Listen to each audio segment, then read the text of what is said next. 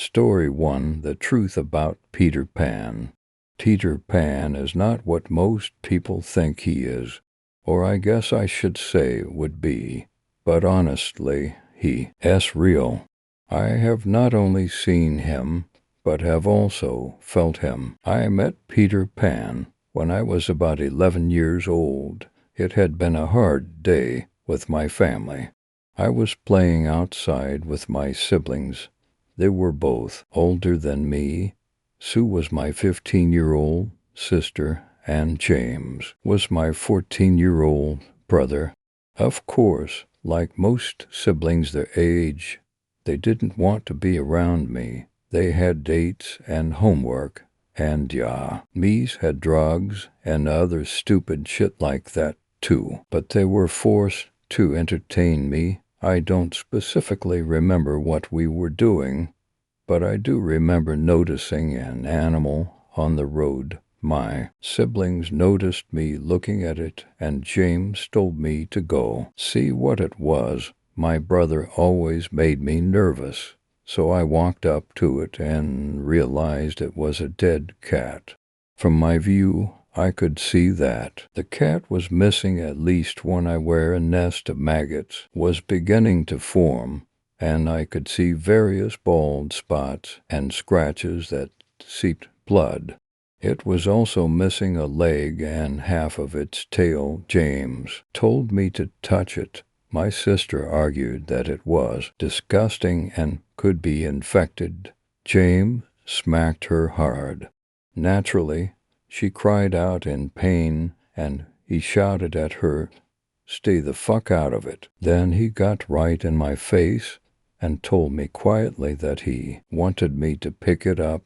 I was hesitant, but after watching what he did to Sue, I had no choice. I reached around it and found that it had lines, had an eye in the other socket, but it was also missing half of its chest and had all kinds of gross, traumatic stuff inside of it from days of lying on the street. Next was even worse, and I wish I would have risked my brother hurting me, because he told me to put it on our neighbor's lawn. She was an old widow. Although I don't remember her name, she is long dead by now. James told me to put the cat on the porch, ring the doorbell, and run away as fast as I could. So I did. I set the cat down on the porch and wiped my bloody hands on my jeans. I looked at the doorbell.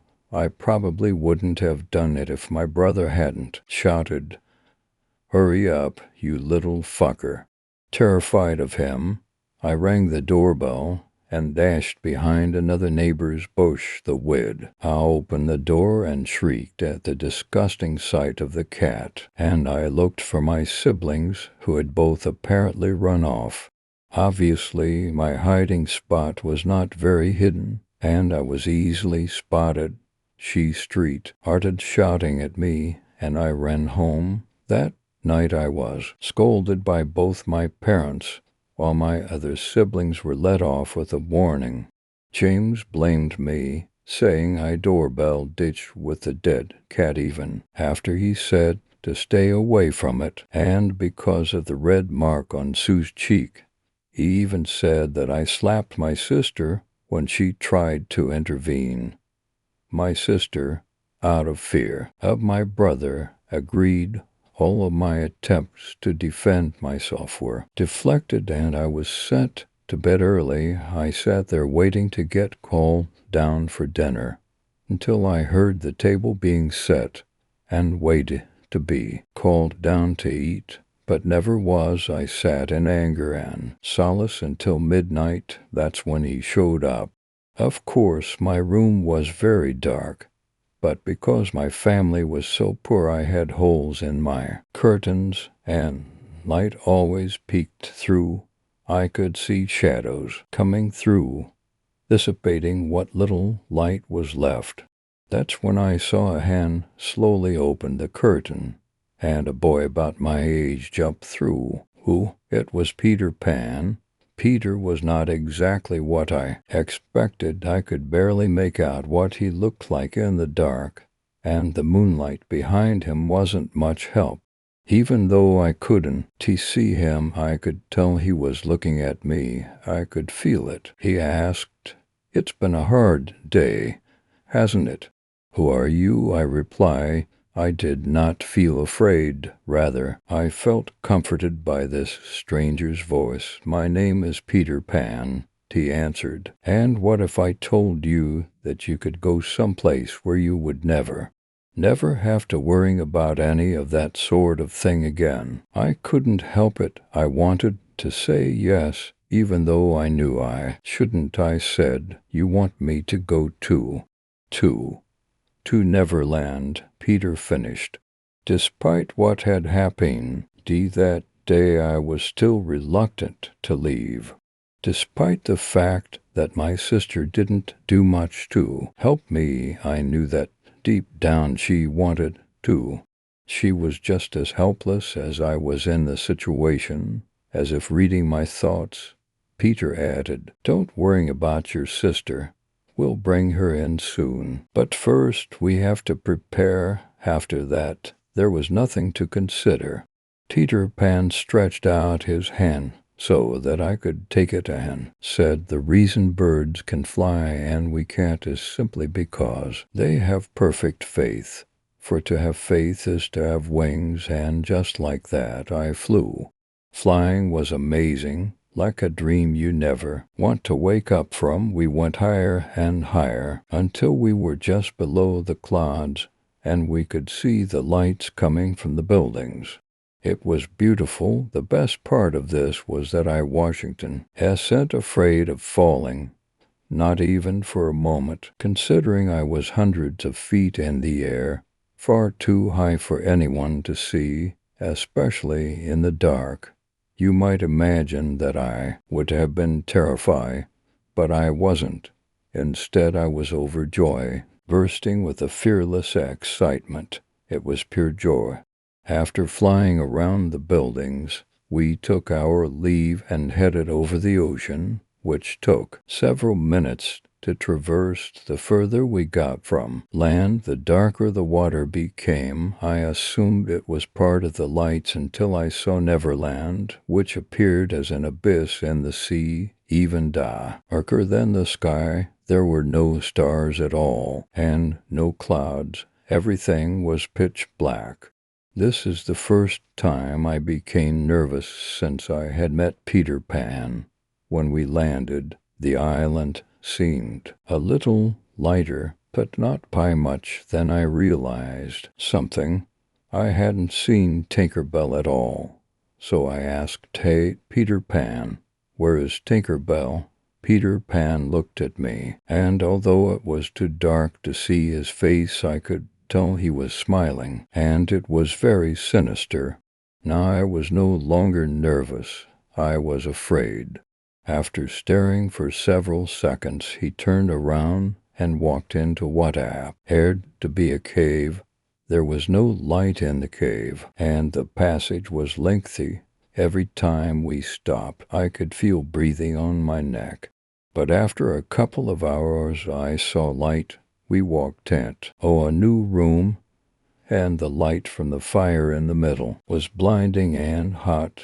"Sit down," Peter commanded, "and give yourself some time for your eyes to adjust to the light." In no mood to argue, I did as I was told, and even before my eyes had a chance to adjust, Peter turned to me and asked, "Do you believe in fairies?"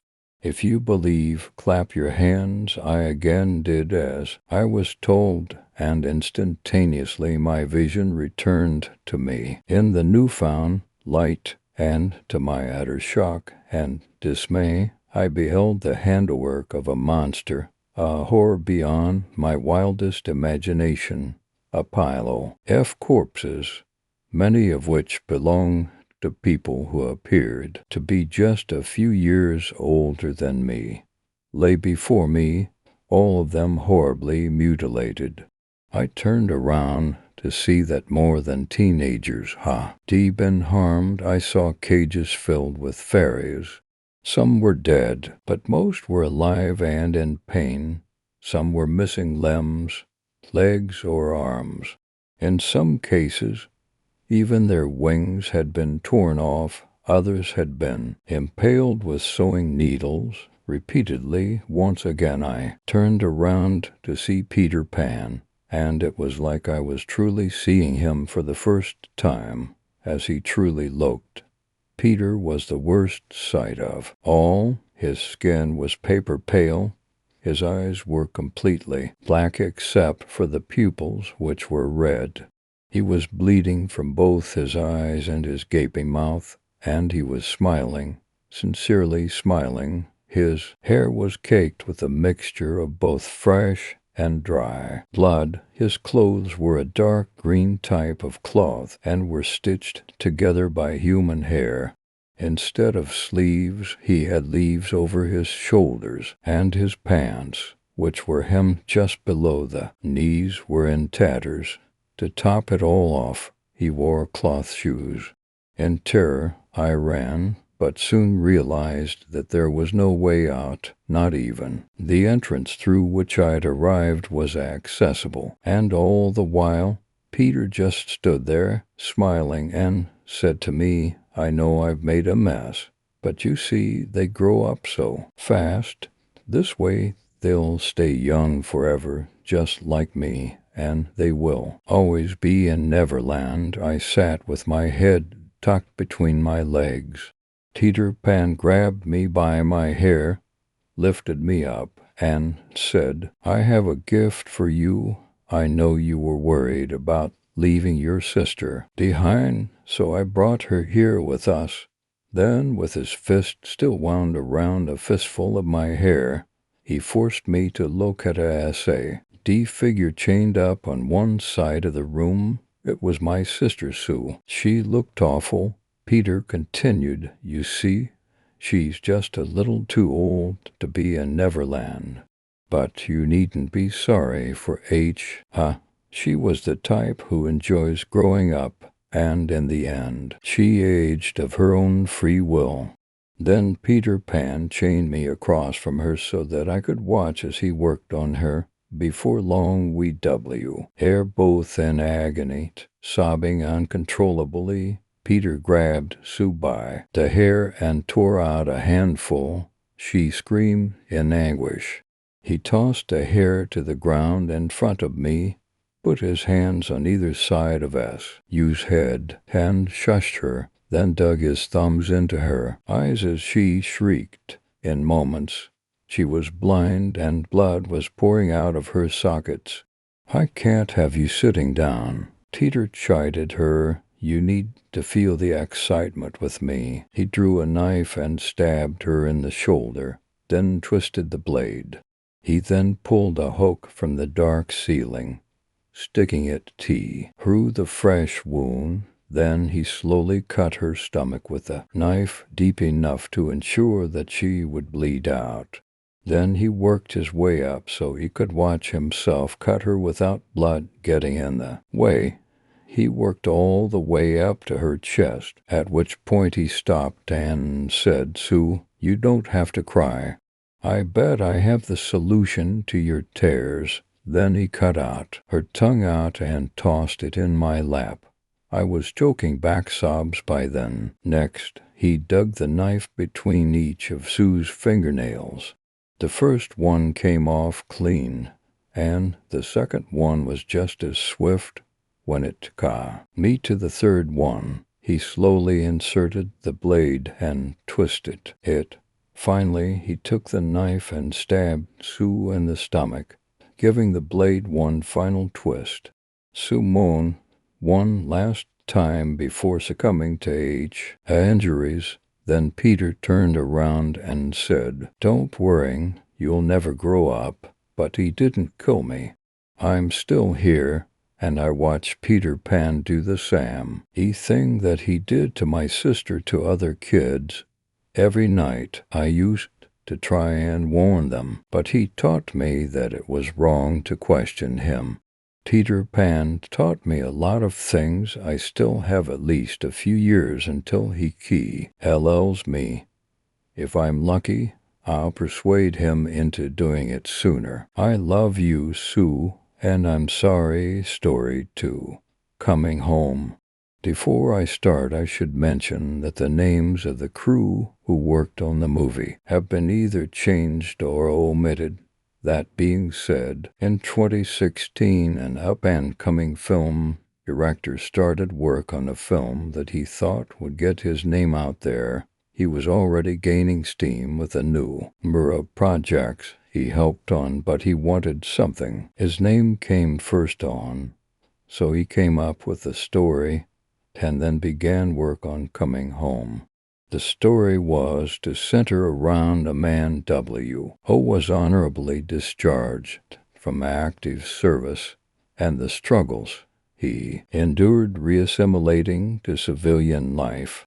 The director, who we will call Alan, wanted the film to be as authentic as possible. He knew the narrative beats had been done before, so he focused on making the film as genuine as he could. This also made the process a much more frugal endeavor. Alan scouted all over for the actors he would employ and was elated when he found a man recently discharged from active service. The man, Marcus, was virtually unknown as well.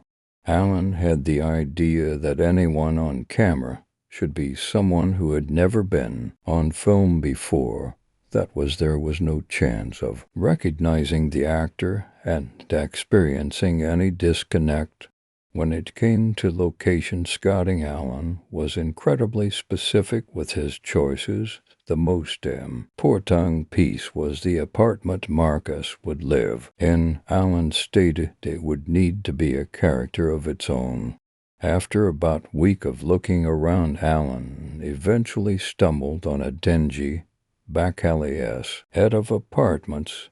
It was the type of place where you were likely to find plywood doors and abandoned needles.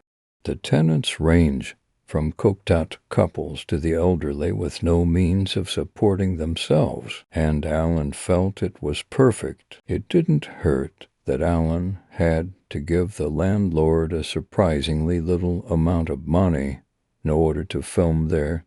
Judging by the state of things, the landlord didn't really care what happened in the building if it kept making him money. The filming was fairly uneventful. There were the expected hiccups, but nothing like unexplained injuries or spectral intervention occurred. No, in fact, everyone on board thought the shoot went better than planned. With the apartment, the idea was always that the walls were paper thin, and with Alan's search for realism, any noise picked up by the microphone was the ambience. During the shoot, Alan got plenty of that.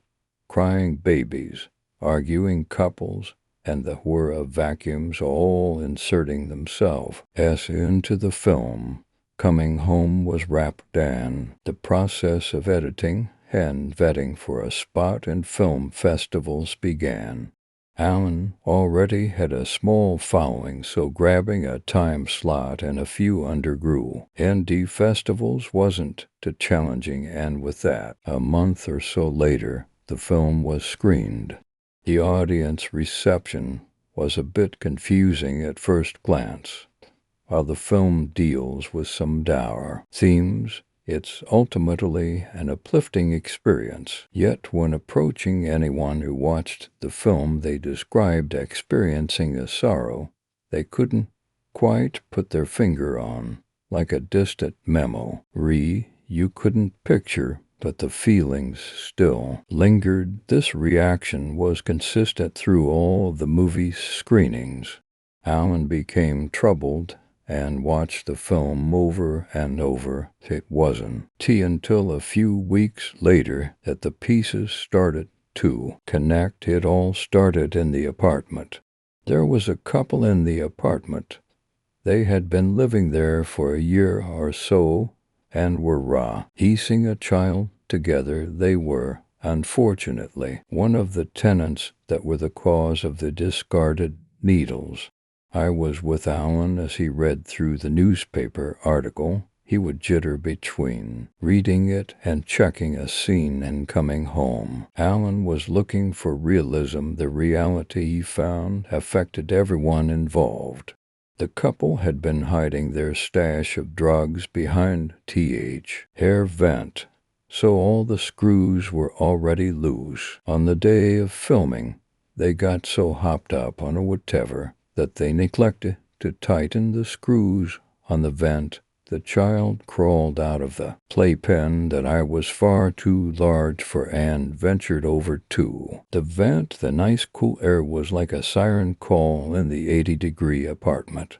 The child was just small enough to squeeze into the vent. He sweat on his body, bade navigating the large ventilation system easy. That is until all of it wiped off on the metal walls, after which the child had difficulty moving around until he got to CK, unable to for proper words yet, and without a developed sense of reasoning, the child began to cry. The sound bounced off the vent's walls and through the apartment building, while the ilt did its best to struggle through it, continue to cry for help, pulling inch by inch through the vents. The child, full of panic and desperation, would pass away in the ventilation system of that building while his parents were zombified in the other room. When the audience, editors, and Alan listened to Coming Home, they were hearing the final cries of that poor kid. I wish I see. I'll say that was the worst of it. That horrible situation. In the scene where the child can be heard crying, Alan tried to mimic a dolly-like camera swing to create some dramatic tension. As the camera swings by the characters, for just a moment you can catch a glimpse of the vent. The artificial light very briefly, maybe just 2 frames, catches the small glint of the child's eyes. The whole crew was just inches away, but due to the thin walls and the cries bouncing off the metal, the child sounded like it was in another apartment. I'm sure you've heard of film shoots that carry a curse with them, movies like The Crow or The Exorcist. Well, Coming Home has a similar weight, except it was a wave of mournful regret that ate away at the crew. The lead actor, Marcus, he was in contact with Alan for a while after the discovery. He said he couldn't stop dreaming about the cries, that it was all he could hear anymore.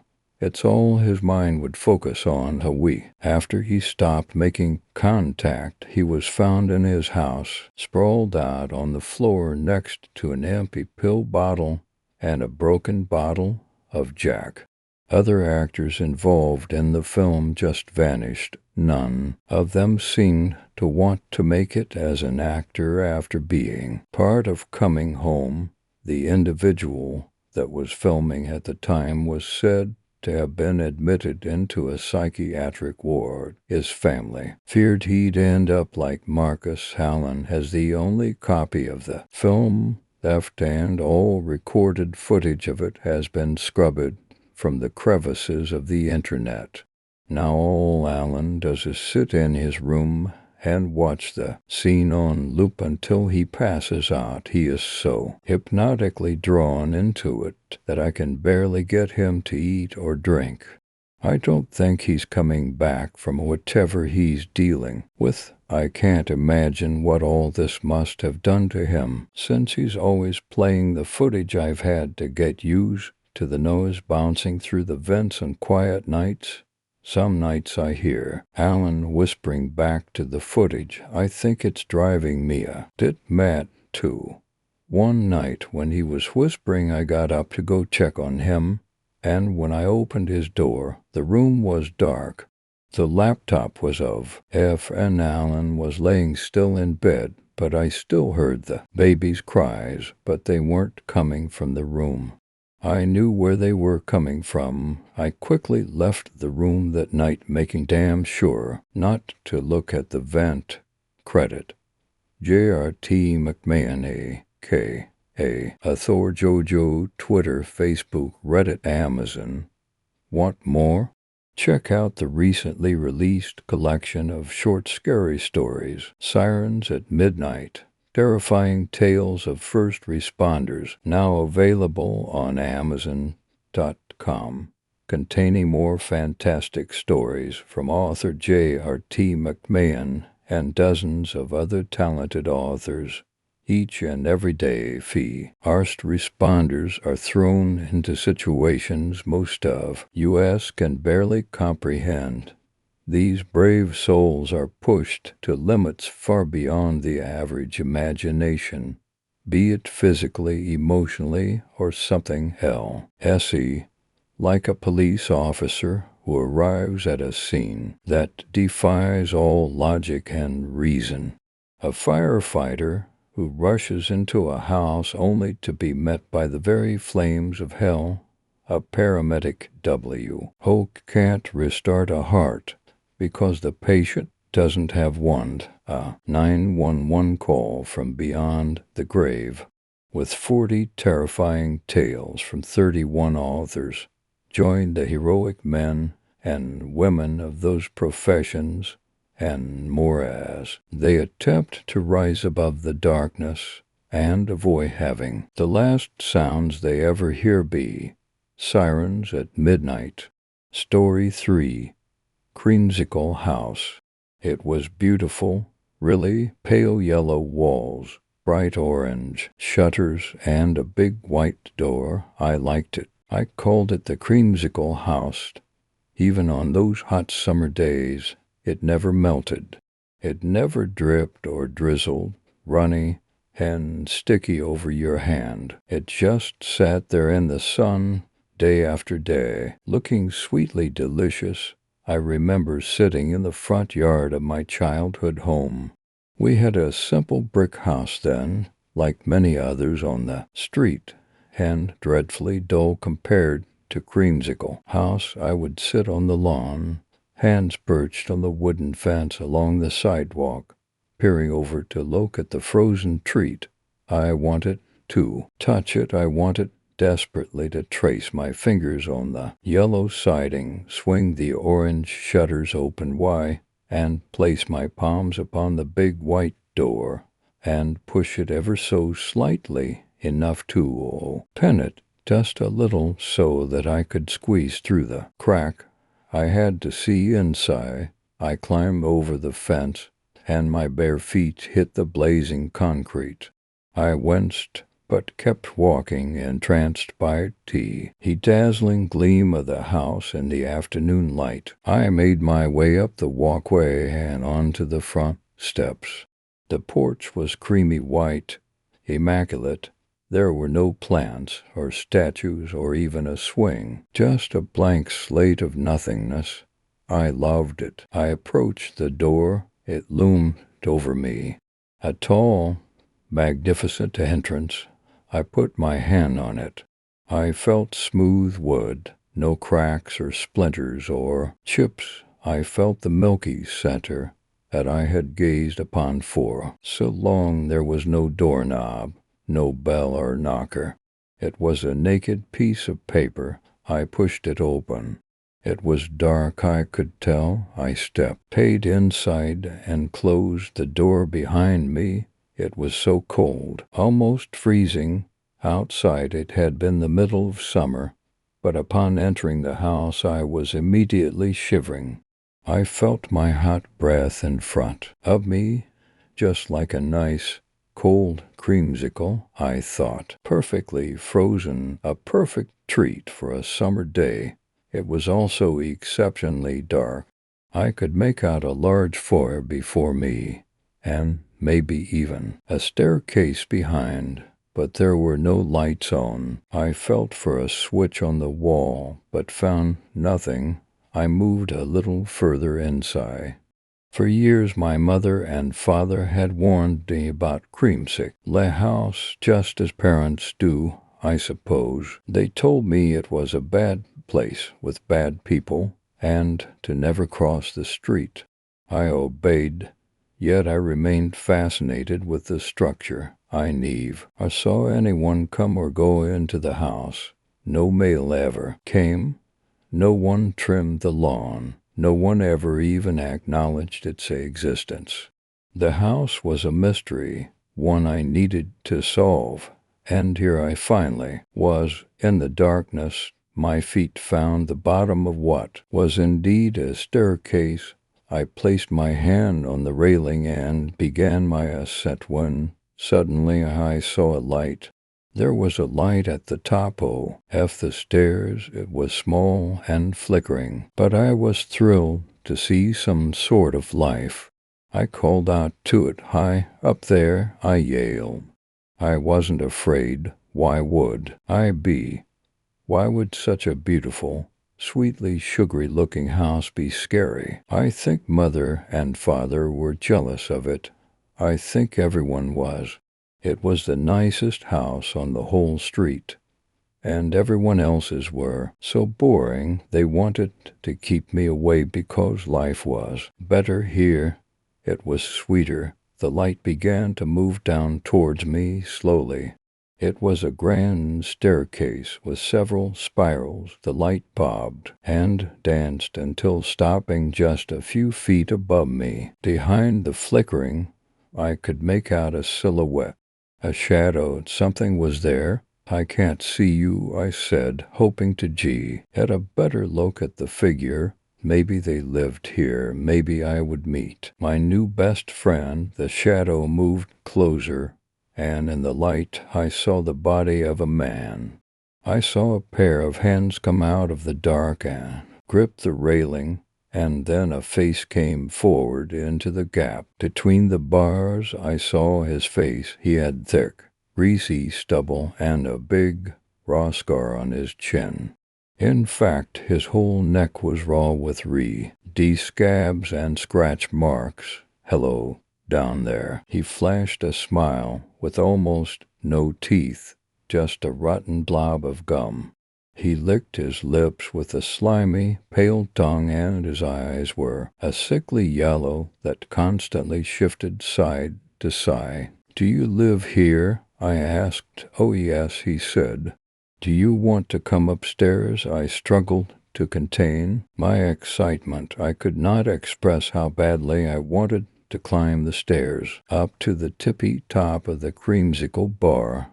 I wanted to taste the wonder of its secrets.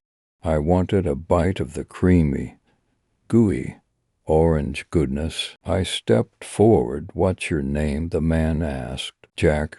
"What's yours?" He licked his lips furiously.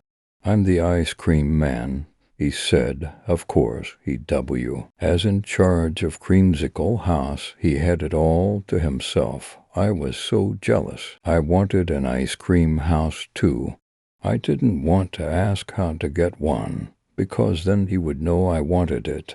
I kept it to myself and started walking upstairs.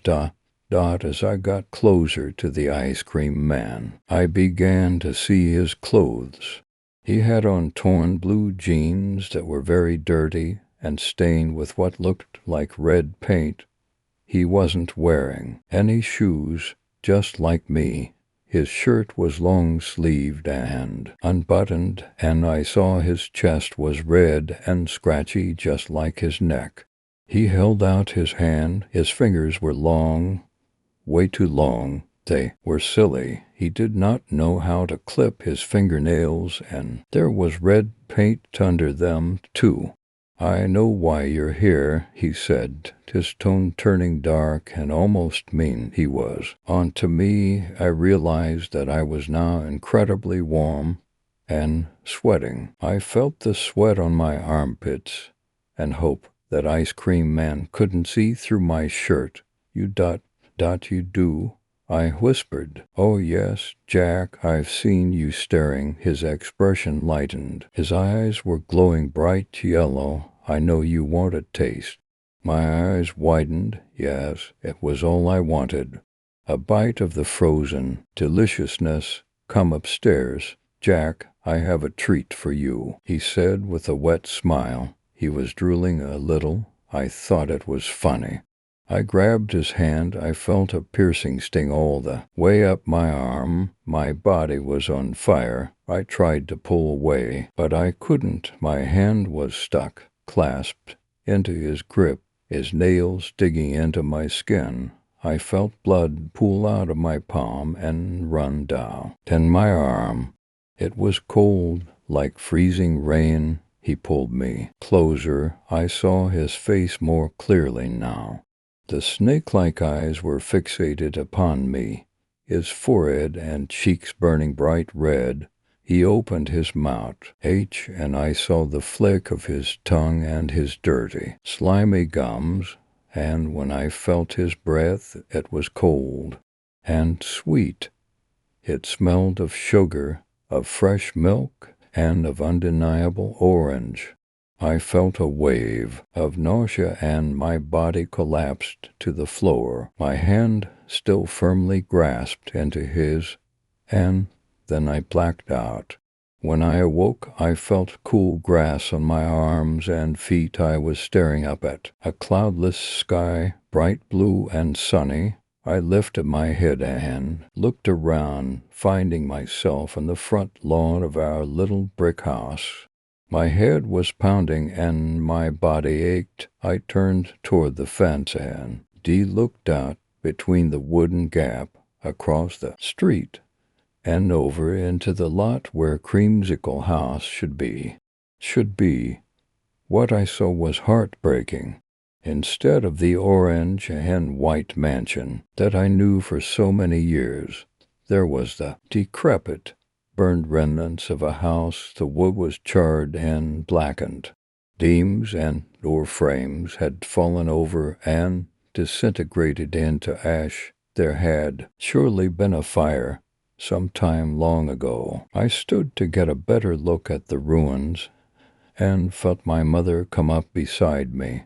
"You okay, Jack?" she asked, visibly concerned. "Ed, yeah, I just hit my head," I responded. "Be careful, sweetie," she said, "and don't go near that house. It's dangerous," I nodded. I stood looking at the lot for a long time. After a while, the wind began to pick up. It was a pleasant summertime breeze, and there was a faint odor in the air.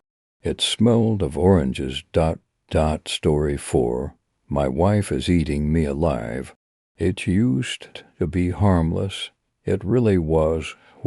And Corinne and I first started dating, she would bite my lip or nibble at my ear or pretend to be a vampire and put her teeth on my neck. We were silly. We acted like a lot of couples do, but even Tully, it went too far.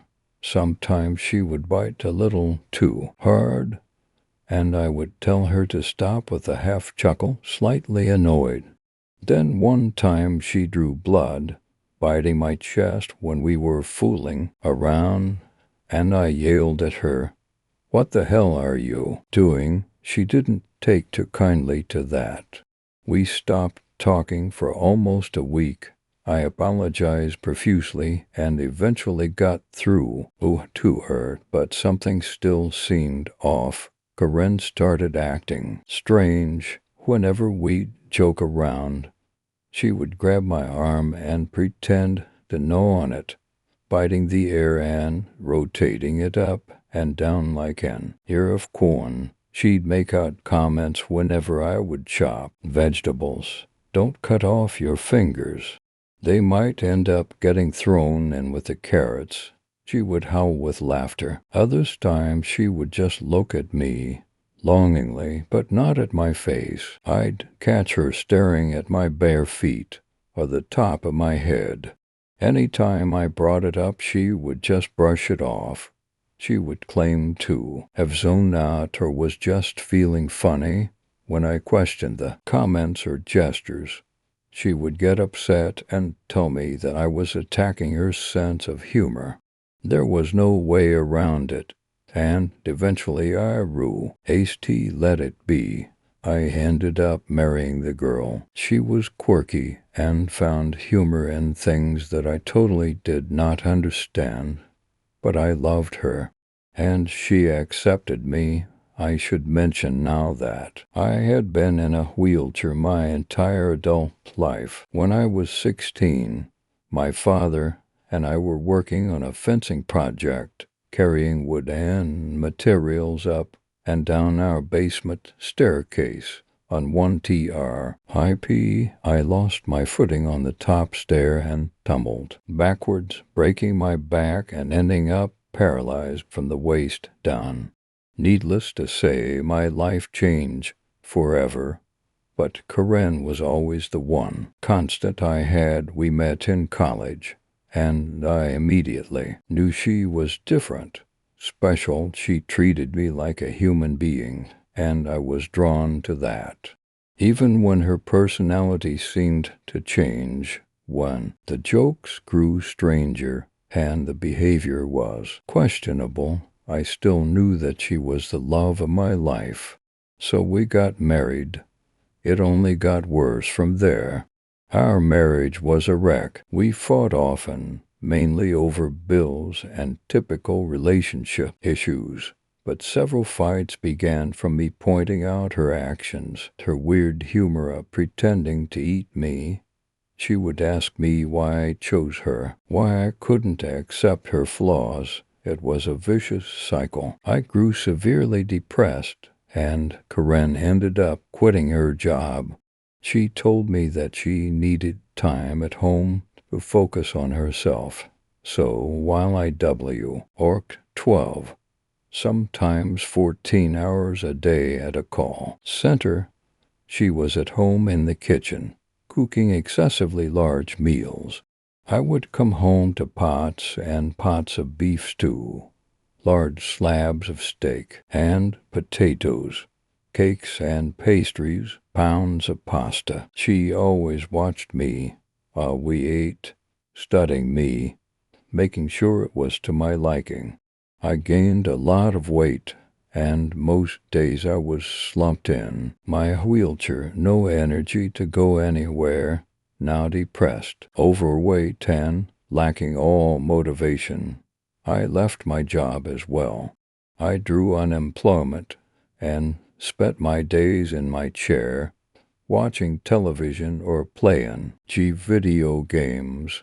All the while Karen was in the kitchen. Even when we had far less money coming in, Karen always seemed to splurge on groceries. We ate disgusting amounts of carbs and sugar. I weighed 350 pounds. This was our life, and Karen continued her charade. She would poke my stomach, talking about how much fat she could use to grease the pans. She would make nasty comments about my arms and how the skin on my biceps could be chopped off and thrown in the fryer. This went on for 2 years. It's late on a Saturday night. I'm in my chair, sitting in the living room. I can barely move my arms, move my fingers to type this out. I am utterly exhausted and bloated, and I can hear her singing. I want her to stop. I want her to just shut up for 5 seconds. There's a large pot on the stove. I can hear the water boiling. She's chopping up carrots and throwing them in. She keeps looking back at me, smiling and singing. It sounds like Fallout B. Oh, my songs Know What You Did in the Dark, but the lyrics are different. She has the right tone, but it sounds like she's singing, eat him up, eat him up, up. Story 5. I heard the voice of God. Jedediah, it's me. God, are you listening? I perk up and try to focus. It's been a while since God has talked to me. I whisper, just in case anyone else is in the computer lab with me. Yes. Good, Jedediah. Listen closely, and whatever you do, do not turn around. The deep, almost guttural voice coming from behind me exudes authority a jealous God. Mom used to say it's not exactly what I'd expect, but it is him. Of course, the last time God talked to me was when I was maybe 12.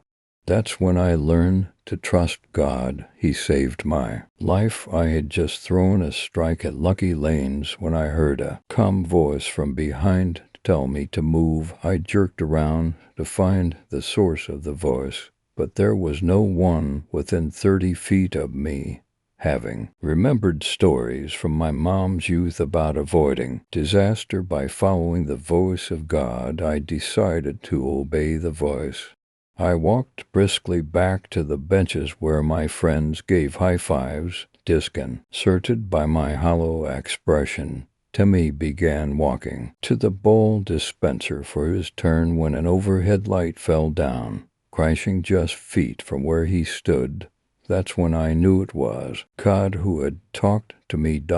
So here I am, years later, in Southern Methodist University's library computer lab at about 10:30 p.m., working on an econometrics assignment.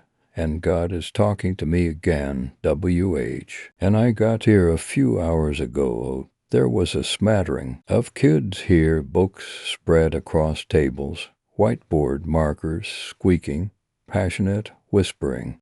The computer lab, where I've been camped out for at least 3 hours, has had a handful of students filter through, some of them fellow econometrics students. I've never been ashamed of my faith. I've always taken pride in being God-fearing, so, resisting temptation, I obey. My ways are not your ways. I fix my gaze straight ahead and wait for my next instruction. That's when I notice I'm not alone. A girl in a striped dress sits 3 rows in front of me. I recognize her from my econometrics class. Rachel, I think. What do you need, God? I whisper, hoping Rachel, or is it Rochelle, doesn't he AR me above the buzzing fluorescent lights and the occasional whir of computer fans. God says nothing. I feel my skin start to get hot, my mind running through all the things that God could be telling me. Is my computer going to explode? Did my mom die? Rachel closes down her computer, gathers her things, and stands up, turning towards me.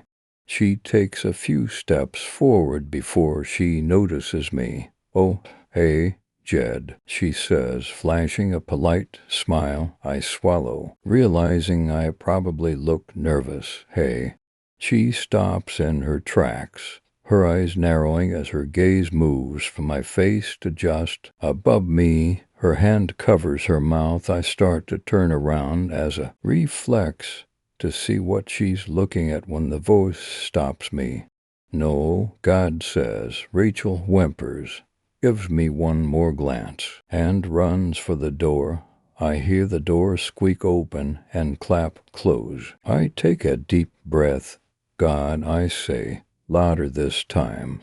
Why can't I turn around? You remember what happened, Ned, to Lot's wife? Yes, I say, remembering the first time I heard the story in Sunday school.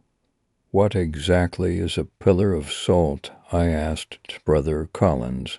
Faith, he said. A pillar of salt is faith. No, the point of the story. Faith. We should have enough faith to trust in God. No matter what, turning away from God for even 1 second, as Lot's wife did, could be fatal. Jedediah, stand up and keep looking forward. God says. I obeyed. Seeing that I am now alone in the lab, I listen closely for any activity outside in the library lobby. I think I hear the distant clicking of a keyboard, but can't tell. The computer monitor 3 rows ahead, where Rachel was sitting, flickers on, displaying a security camera feed from the road in front of the library.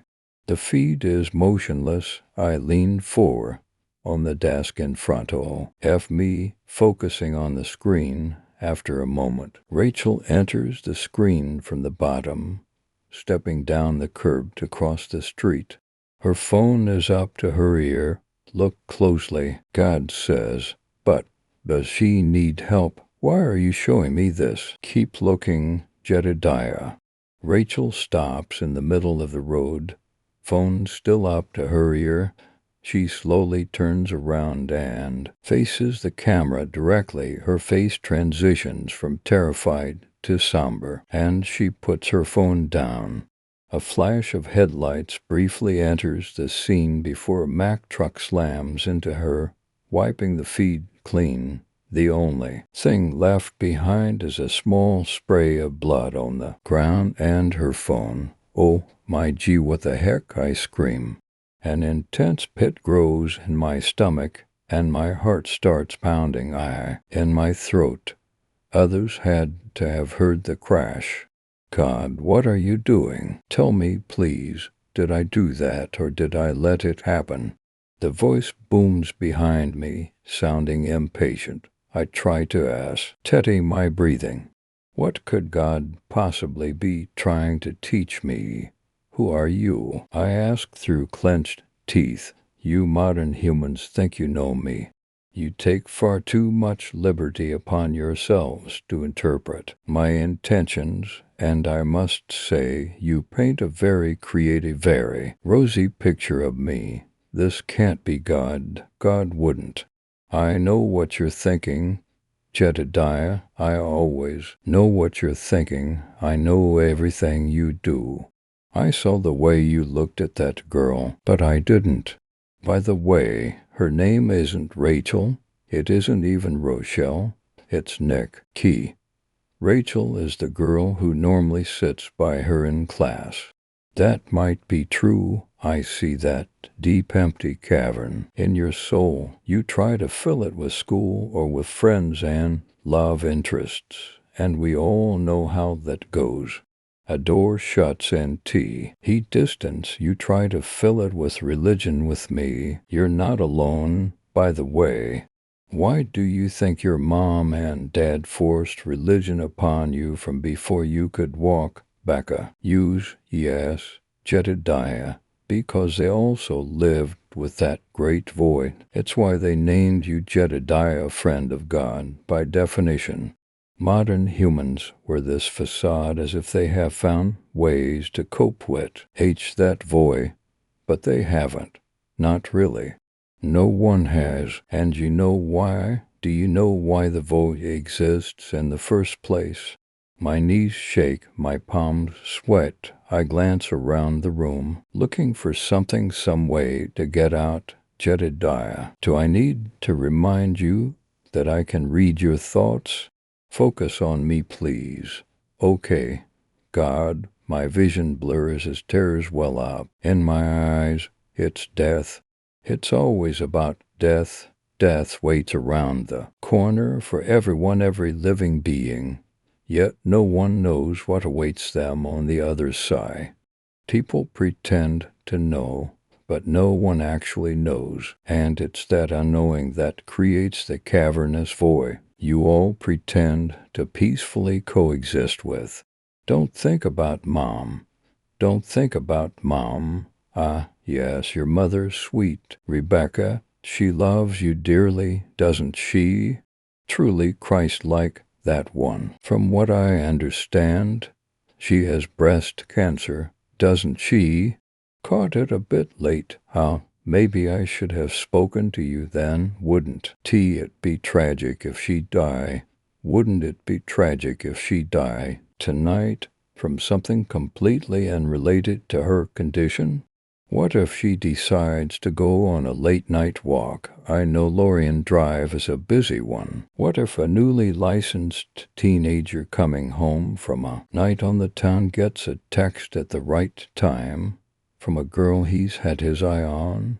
A text that can't quite wait until getting age.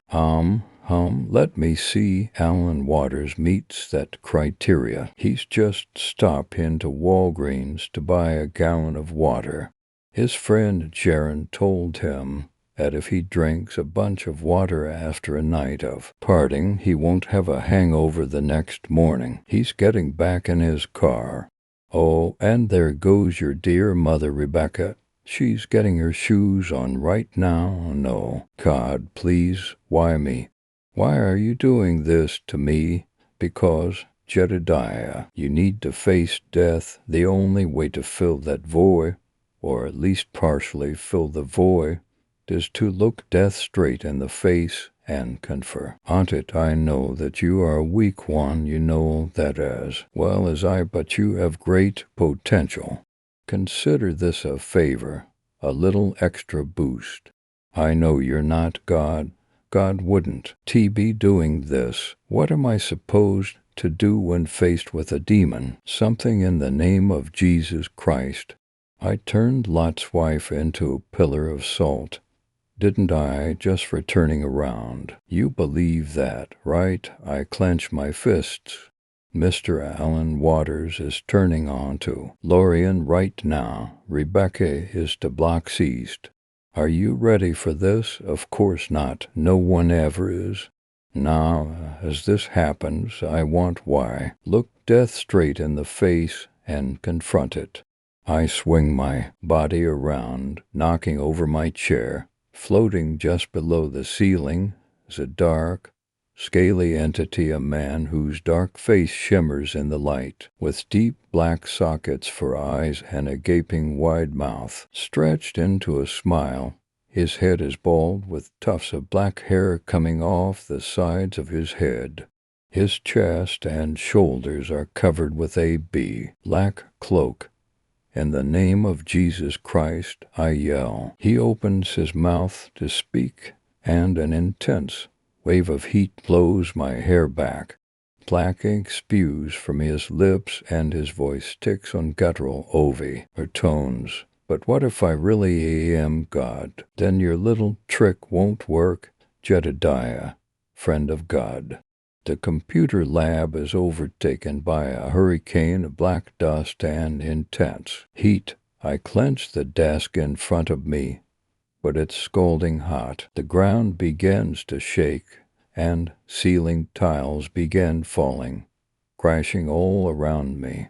Computers fall off tables, chattering on the floor. The overheat lights flicker and die. The entity grows taller and taller, his smile becoming penetratingly sinister. For a moment, I'm floating in the sky above my mother. She's out for a walk. As I feared, she's in a daze, and I can tell she's been crying. I hear the screech of a car from just up the street. My mom darts her eyes up fearfully. The fire alarm in the computer lab pierces the rumbling, growing louder by the second. The shaking intensifies. The entity opens its mouth wide, and 1,000 blood-curdling screams emanate from seemingly all directions, drowning out all else. I lose feeling, first in my feet and hands, then in my legs and arms, and then finally in my stomach and chest. I begin shrinking, and my vision grows cloudy. I try screaming, but can't get anything out. My hearing becomes muffled, and then I taste salt. Story 6, Santa's Other Workshop. Perpetual darkness lingered at the top of the world. Thick ice, frigid air, and snow covered the lifeless mountainscape. However, the endless night did not go unchallenged. A single source of light illuminated the sky and drove back the darkness. Nestled between the snow-covered mow and Tane, a little cottage sat with puffy, billowing smoke rising from its chimney, ignoring the fact that the nearest civilization was thousands of miles away. To the casual eye, the house W as simply a warm and welcoming home. Still, one might say to themselves, what an odd thing to find in such a bleak place. How could such a thing come to be? Like most things found in the North Pole, not everything is as it appears. The land was unforgiving and cruel. It could take your life within minutes. Only a select number of creatures were given permission to live in this harsh and relentless wilderness. All others who entered this domain did it of their own accord, such as the residents of this tiny little home. However, these individuals were like no other, and with a little bit of magic at their disposal, they lived happy and joyful lives. At first glance, it would appear it was nothing more than a simple, ordinary home inhabited by an elderly couple who loved each other dearly. If this were your conclusion, you would be mistaken. In reality, a magical secret existed below, for the small house was much more than meets the eye. The little house was not just a home, but the tip of a mystical workshop hidden beneath the ice. For centuries, children around the world found joy from the efforts of the hidden workshop. All year round, tiny magical hands toiled and labored to create toys and playthings for all the good children of the world. Elves, the last of the magical creatures from old, dwelt within its walls and used their mystical nature to create wondrous and joyful things. For Christmas morning, 3 days after the winter solstice, the old man would put on his heavy coat and boots, take to the air, and deliver his Christmas joy to every last child. Like everything in the cosmos, there must be a balance. For every night, there must be a day. Every beginning has an end, and with every kind of child, there has a naughty little boy or girl to be found. Far below the bright lights singing, and happy elves creating and building new and fantastic toys, there was another workshop. There the warmth of the hearthstones could not reach. While the purpose of the upper workshop was to bring happiness, the other was dark and sterile. It too had a purpose.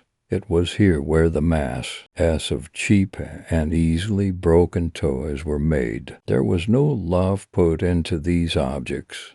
Never would a child's eyes brighten with wonder and awe upon seeing these gifts on Christmas morning. In his wisdom, the old man knew that even a naughty child should not be forgotten during this time of goodwill. However, the old man was no fool and had no desire to waste his resources on such unsatisfying tasks. This responsibility was handed to the banished and exiled elves that inhabited the deepest bowels below the workshop. Those with selfish hearts and greedy desires, stripped of their immortality, they wasted away in the dark with only the trinkets and flimsy materials to pass the time. Ida sat in the poorly lit corner of a tattered workbench. His focus was entirely devoted to the old and worn piece of brass in his hands. The clangs of his hammer hitting metal rang out and echoed through the dark halls and passageways. He pounded the brass sheet relentlessly until the metal slowly began to surrender its shape and bend to Ida's design. Suddenly the hammer flew out of the mad elf's grasp. He examined his limp hand, trying to will it back into his control. Fury filled his heart as he watched the necrotic flesh sloughed off his bony hand. He didn't have much time. His other hand was weak, but still capable of grasp. He reached into his toolbox and he removed a long warped nail and stabbed it into the back of his paralyzed hand. He pushed on the nail head until its tip broke through the skin and emerged through his palm. Immediately the pain surged and shot up his arm. The thick and rigid tendons loosened within his hand, giving him temporary use of his digits once more. The elf picked up his hammer and resumed molding the shape of the bee. Brass plate with each impact upon the brass. He poured his rage into his creation.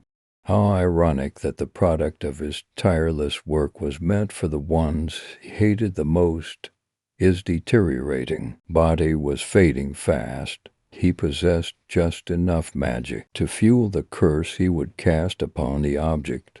When finished, his gift would be placed with the other junk toys and cheap trinkets. It would ache its way to them and find a child on Christmas morning. The curse will take hold and slowly begin tearing apart their lives. It will channel their essence back to him and reignite his immortality. The object would pass from one child, then to another, century after century. He had just enough magic left to evoke his curse. Urgra had once lived and worked above, like any other elf before him. He loved nothing more than to create beautiful and wondrous toys and gizmos. However, in his heart, he wished that he could keep some of his creations for himself. One day, his eyes fell upon a beautiful music box his friend Delahila had created. The music box was extraordinary, meant as a gift to a king's firstborn. It was magnificent, crafted from oak wood. It bore an elaborate gold design on each of its sides. When opened, a figurine of 3 children danced hand in hand to a beautiful lullaby around a magnificent Christmas tree. Ida had never desired anything more in his entire life. It filled his heart with jealousy. He became resentful that this precious and rare treasure would go to an undeserving human infant. The little girl didn't deserve it. It should go to him, he thought.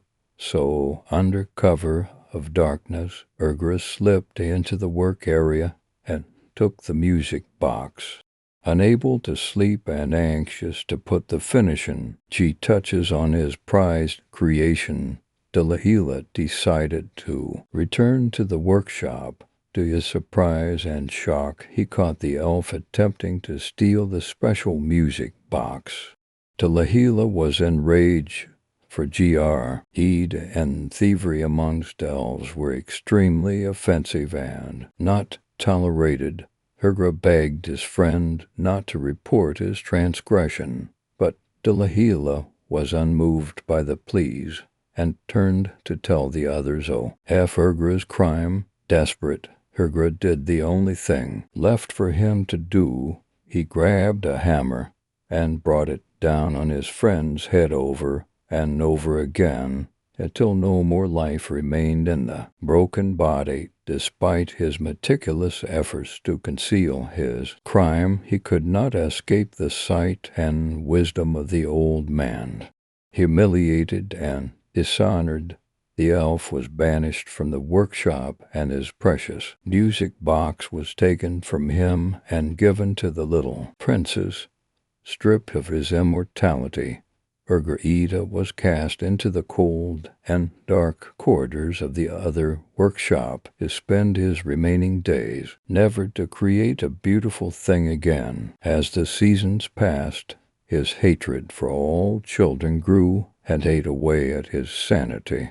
He gritted his teeth, knowing that the children of man were Ivan everything and he had nothing. Hunched over his work, Urgra feverishly worked to complete his masterpiece. He stared down at the anvil and hammered down on the brass. Each strike brought the faces of a child into his mind. It lives in warmth. The blunt hammer formed the metal into a hollow cylinder. It stuffs its face with sweets and treats. Stumpy legs were welded into place.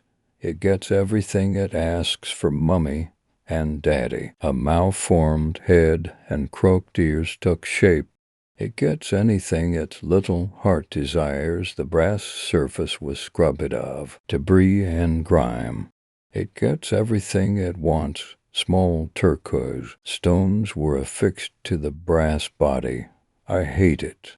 One glimmering red ruby stone was bound to the left side of the figurine. Head, I hate it. Finally, a second red ruby was embedded into the surface on the face's other side. I hate them all. In the glow of the fire, Urgra held up the brass figurine. It was a disturbing representation of a rabbit. Its body was a lattice of crisscrossed brass strips bejeweled with a pale blue turquoise stone at each intersection. Its head was malformed and gave the impression of a dead thing. Instead of a pleasant rabbit full of life, he placed the atrocious thing upon an open silver locket that contained a mirror on each of the hinge inner sides, with the rabbit figurine facing one of the mirrors. He carefully opened a vial that held a clear fluid. It was lymph. The lymph from an elf was the source of magic that flowed through their bodies like that of blood from the sick, on a set of unique arteries found within its own circulatory system and pumped by a very special second heart. Only a few tiny drops fell out of the vial. It splashed onto the figurine and Miro, red locket illuminating them with a golden glow. Urgra closed his eyes and spoke the words of Wormwood in his elven tongue. The clear liquid turned black and stained the surface of both the rabbit statuette and silver locket. The glow turned a deep purple, then slowly faded. Pleased with the outcome, he gently placed a cloth over the object without making eye contact to obscure it from sight, and ever so carefully placed it in a small box decorated with holiday cheer. Finished with his work, Urgra turned to leave, pushing past the corpses of several elves hanging upside down from he support beams of the other workshop, their lifeless bodies drained completely of every last drop of magical lymph from slit throats. Urgra's calculation had been correct. He had just enough magic to fuel the curse placed on the object. The mad elf smiled and began to laugh. For the first time in a very long time, Urgra's heart filled with anticipation. At the approach of Christmas morning, the little girl sat in a large pile of torn wrapping paper from the many gifts she found under the Christmas tree. On the morning of December 22nd, Tabby awoke earlier than ever else. She went downstairs and glared at the many presents that continuously tempted her. It was as if they teased and mocked her every time she looked at the colorful and beautiful wrapping paper. She would receive such a terrible scolding from her parents, but she couldn't wait any longer. At first, it would only be one gift she opened, and it became two, then another and another. Before she knew it, all of her presents had been opened. Despite getting everything she asked for, the desire for more still was not satisfied.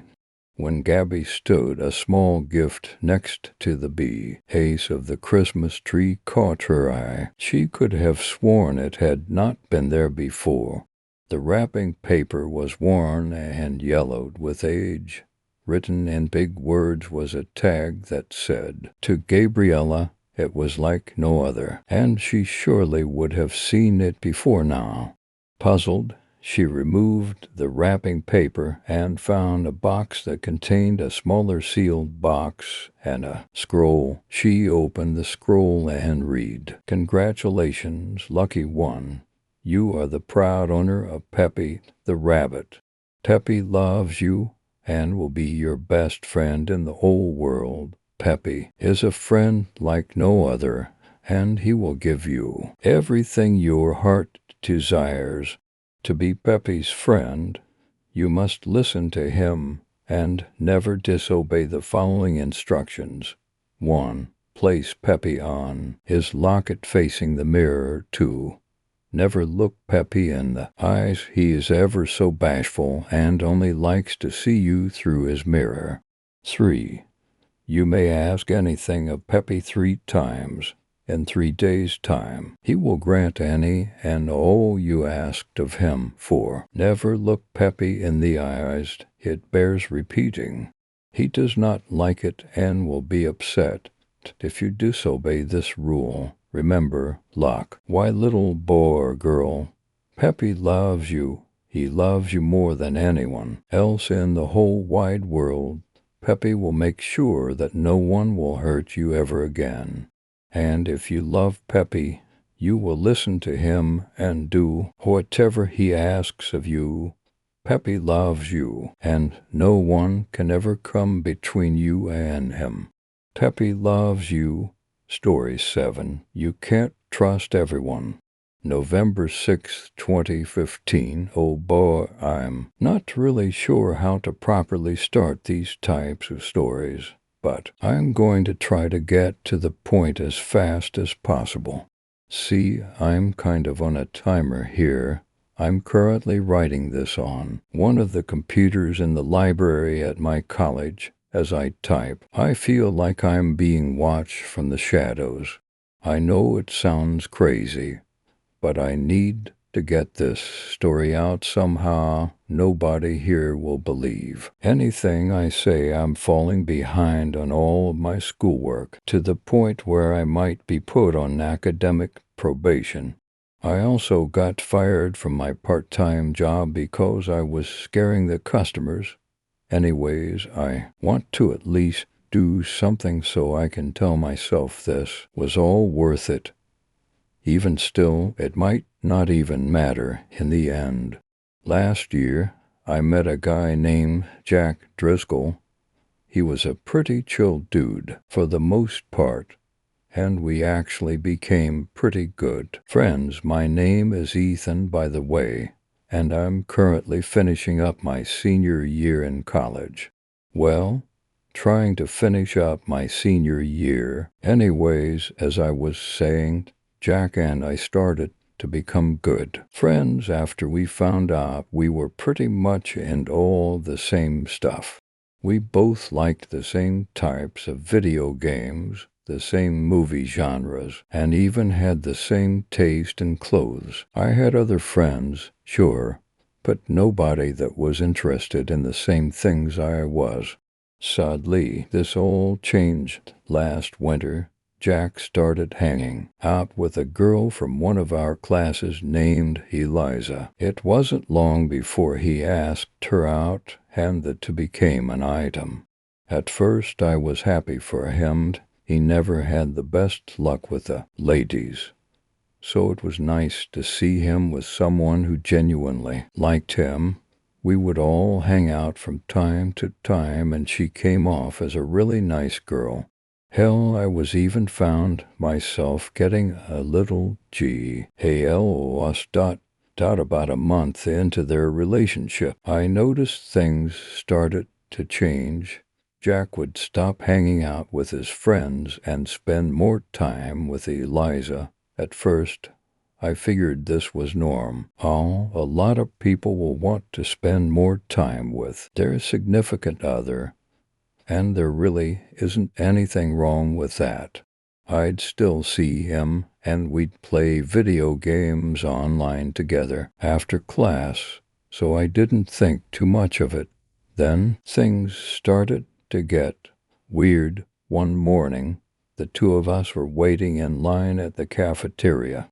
The food at our school wasn't the saint, but it was fine for what it was. We got there a little late, so the line was on already pretty long, but nothing we weren't used to. Guess we should have got here earlier. How I log head. Jack didn't say anything. Hey, buddy, you still asleep? I joked as I nudged his shoulder. Shut up, he murmured. I was taken aback by his response since he sounded genuinely angry. Why, I'm only joking, I explained. Did you not get enough sleep last night or what? This line is too fucking long. I need to get out of here. Some of the other students started staring at us now. Jack realized this and turned around. You got a problem, he yelled at one of the girls behind us. The girl froze and grabbed her friend's hand. Dude, what the hell? Come on, I yelled back. I had no idea why he was acting like this. It wasn't like him at all. Jack didn't say a word. Instead, he just turned towards the door and ran out of the building. After that incident, I didn't talk to him. I did try to get his attention in class for a while, but it was no use. After a few days, I stopped trying altogether. After a week, Jack stopped showing up to class. One night I ran into Eliza in the hallway. I was done with classes for the day and was ready to head back to my apartment. Hey, Eliza, I said with a smile. Oh, hi, Ethan, she said, smiling back. For some reason, her smile sent a chill down my spine. Why did she seem so happy when her boyfriend was clearly not doing well? I adjusted my backpack before I spoke again. So, what's up with Jack? Is he okay? Eliza looked up, almost like she was thinking of the answer to a math problem. She turned back to me and answered cheerfully, He's perfectly fine, she said with a grin. He's actually better than ever. Oh, okay, I said, clearly unconvinced. Well, in that case, could you tell him that better than ever? She interrupted. This startled me. I wasn't sure why, but something about his girl suddenly felt sinister. She walked away, leaving me standing there in my confusion. I snapped out of the weird trance I was in. This is stupid, I thought to myself. I'll just try calling him again. I had called him before, but stopped trying when I was convinced he wouldn't pick up. That night I decided to call him up and ask if I could come over. To my surprise, he answered immediately. Yo, Jack answered. Hey, man, what's up? I asked. What do you want? Is everything okay with you? You've seemed off lately. Silence. Hello, are you home? Yay. What are? I'm coming over. After Jack told me he was on his way, the call ended. I'm not going to lie, I was pretty scared. The tone of his voice sounded panicked, almost like he was trying to get out of whatever situation he was in. About 45 minutes after the phone call, I heard a knock at my door. Hey, I said as I greeted Jack at the door. What's up? I tried to remain as calm as possible. It was obvious once I saw him that something was seriously wrong with the guy. I don't know, he whispered as his eyes darted back and forth. Are you alone? I nodded my head and let the poor guy in. He sat down on the old couch I had set up in front of the TV. My roommates were out for the night, so I wasn't really worried about anyone coming back anytime soon. Dude, what is going on with? Turn off the lights. I froze for a minute. Jack, you're scaring me. What's? Turn off the lights. She can't find me. I did as I was told. This was turning out to be worse than I thought. Are you talking about Eliza? I asked, my voice trembling slightly. Did she do something to you? Jack didn't answer. I put my hand on his shoulder. Dude, I want to help you, but there's nothing I can do if I don't know what's going on. Jack was violently tapping his fingers on his legs. He continued to stare at the ground as he answered me. There's something wrong with her, man, he whimpered. I think she's, like, part of a cult. I raised my eyebrows. I could tell. He was scared, but This was a little much. Even still, she must have done something pretty messed up to him for Jack to think this way. Why do you say that? I asked. Also, have you asked anyone for help? If she's scaring you that badly, you know you can go to the police, right? I can't. He jerked his head to face me, and I almost threw up. Jack was crying, but his tears were black. I thought I was seeing things at first since the lights were off, but he confirmed my suspicions with what he said next. She did this to me. I don't know how, but I know it was her. He continued to cry, the black liquid staining the couch cushions like ink. The other night, she caught me crying these gross fucking tears and said that I was ready. What the fuck is that supposed to mean? I didn't know how to answer him. This was totally beyond my realm of understanding, and I knew there was nothing I could say that would give him any relief. We'll figure something out, I asked, after about a minute of total silence. But we should call the police. You should also go to the hospital. Whatever is going on with your eyes can't be good and needs to be looked at. Jack wiped his fac with the sleeve of his hoodie. She can't find me, he said, calming down a little. If she finds me, I'll... Jack fell silent as we heard a soft knock at my front door. Jackie, I know you're in there. It was a girl's voice. It's time to go. They're waiting for us. Your friend can come too if he wants to. Jack sprung up from the couch, ran towards the back door, and disappeared into the woods behind my apartment. Jack, wait, I yelled. It was useless. I raced after my friend while dialing 911 on my cell. I told police what was happening, and they assured me officers would be on their way as soon as they could. Before I could respond, something hit me over the head and I blacked out. What happened next still seems like a horrible nightmare, but I know what I saw Washington's real when I eventually came to. I was tied to a tree trunk. There were several figures standing in a circle around another figure who was strapped to a chair. As my vision returned, I could see that each figure was wearing a long black robe and a blue mask. I focused on the figure in the chair.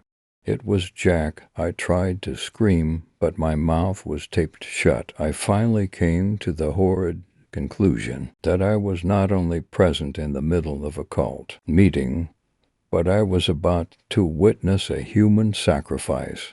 One of the cultists walked towards Jack and lifted its mask. It was Eliza. Grabbing his chin, she pulled his face close to hers and gave him a kiss. He pulled back and began swearing at the girl. I didn't blame him. I had a couple of things I wanted to say myself, but couldn't. Due to my own restraints, another, taller cultist began to read from an old-looking black book. As he read, a number of other cultists swarmed Jack like hungry vultures. One cultist taped his mouth shut while he held down his chair. I watched in horror as a fourth cultist pulled out a rusty-looking tool. The cultist plunged the tool into each of Jack's eyes, slowly tearing them out. The blood that rushed from his eye sockets appeared thick now, like tar. To finish it off, the cultist that had taken Jack's eyes fixed a blue mask to his face. He was still alive, but for how much longer I had no idea, as the one cultist kept reading from the book. The ground beneath Jack began to tremble. Black tendrils sprouted up like demonic weeds. Some of the tendrils wrapped Peru and his waist, others his ankles, and one even plunged itself down his throat. I was beginning to pass out. Suddenly I heard sirens in the distance. This caused the cultist who was reading to stop. "What are you doing, you idiot?" one of the other cultists screamed. "If you stop now, he'll—" The ground stopped shaking and the tendrils retreated back to whatever hell they came from. Everyone went silent. The cultists all seemed to freeze, and for a moment it almost looked like statues. The silence was soon broken by faint, sinister laughter coming from Jack. "You made him mad," Jack hissed. These were the last words I ever heard my friend say. I watched him break free from his bonds like they were nothing. Jack charged each cultist, tearing them apart and splattering their entrails all over the frost-covered ground. My vision started to go, and the sounds of the screaming cultists seemed to fade into the distance. I only wish had totally passed out before hearing that horrible crunching, the sound of bones breaking and organs being devoured. My former friend was eating his captors, and I was sure I would be next. I woke up to a police officer shining a light in my face. "He's up. Quick, we need a paramedic over here." I sat up and looked around. "I'm alive, I'm led. Still in a haze. I know you just went through some shit, kid. But is there anything you can tell us about what happened?" the officer asked. "Leave him alone," another officer ordered. "We can question him after we get him out of this hell hole. The kid's got a massive cut on his side, right?" "Sorry, kid." I looked down and noticed my shirt was soaked in my own blood. I couldn't feel anything due to my current state, but it looked bad. I didn't speak the entire way to the hospital. I didn't know what to say. Things got even worse when the doctor told me that while I would survive, I was missing one of my kidneys. It's been a little over a year now since this all went down. Everyone has already heard about it on the news, and the school came under some heavy fire for not noticing something this big happening near their campus. Jack Driscoll is still missing and is currently responsible for the murders of 10 students and the attempted murder of 1.